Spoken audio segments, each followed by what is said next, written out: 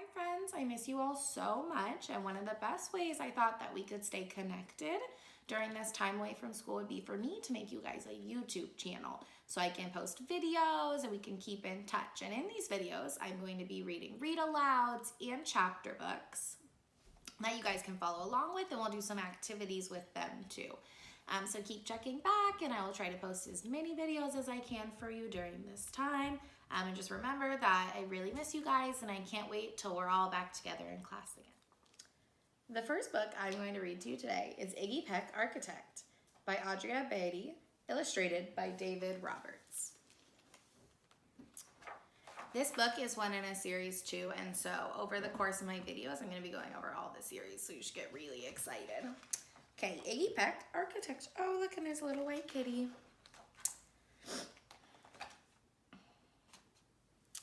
Young Iggy Peck is an architect and has been since he was 2, when he built a great tower in only an hour, with nothing but diapers and glue. "Good gracious, Ignatius," his mother exclaimed. "That's the coolest thing I've ever seen." But her smile faded fast as a light wind blew past, and she realized those diapers weren't clean. "Ignatius, my son, what on earth have you done? That's disgusting and nasty. It stinks."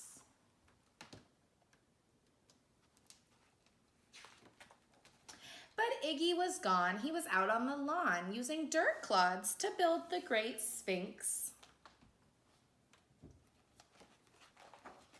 When Iggy was 3, his parents could see his unusual passion would stay. He built churches and chapels from peaches and apples, and temples from mold and clay.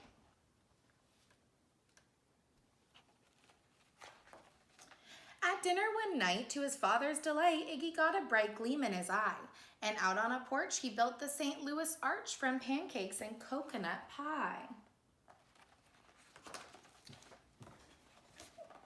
Dear Ig had made it until 2nd grade when his teacher was Miss Leila Greer.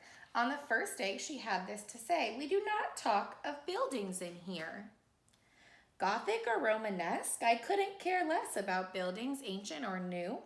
She said in her lecture about architecture that it had no place in grade 2.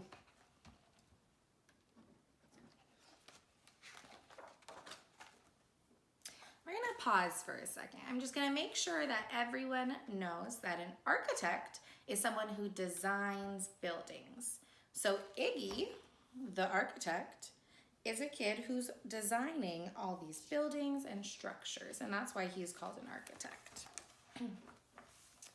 That might seem severe, but she was sincere, for when she was no more than 7, she had a great fright at dizzy height in a building so tall it scraped heaven.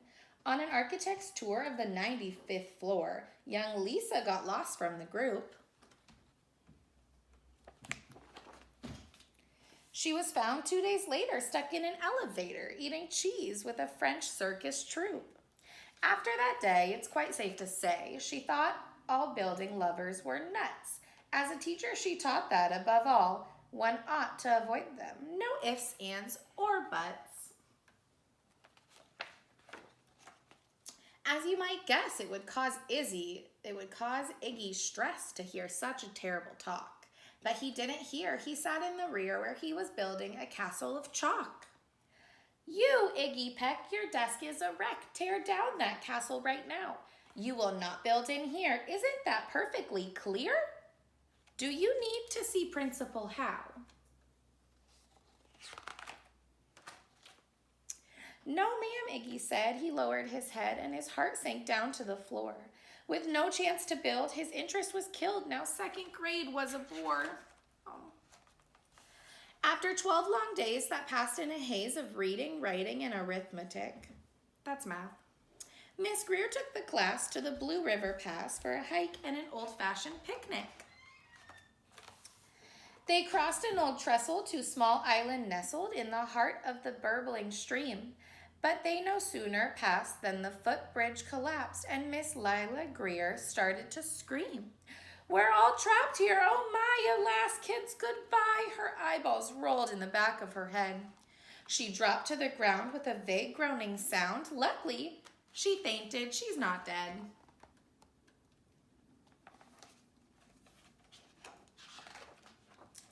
The class was amazed. They stood there quite dazed, uncertain of what they should do. But one bright young man was off hatching a plan, which started with Miss Lila's shoe. Soon each lad and lass there at Blue River Pass were working together as one.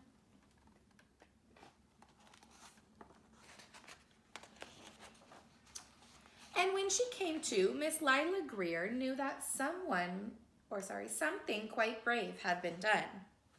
She looked in the air and saw hanging there a structure with cables and braces, and on the far side, beaming with pride, were 17 smiling young faces. Boots, tree roots, and strings, fruit roll-ups and things, some of which should not mention, were stretched to the ridge to ridge in a glorious bridge, dangling from shoestring suspension.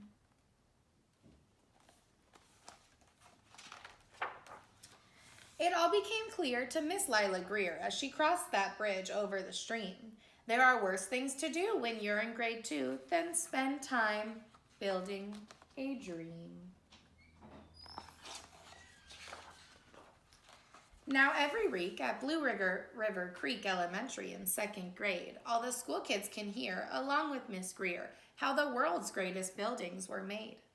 The weekly guest speaker in a t-shirt and sneakers talks buildings from Rome to Quebec.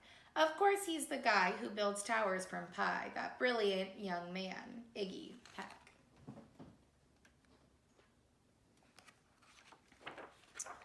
Alrighty, the end. Okay, so this was our first book we read. I'm going to start reading a chapter book really soon for you guys to follow along with. But until then, I hope you are all having a nice time finishing your spring break and you're getting to spend time with your families. And just know that Miss Gould and I both miss you guys and we hope to really see you soon. But until then, keep checking back and I will post as many videos as I can for you.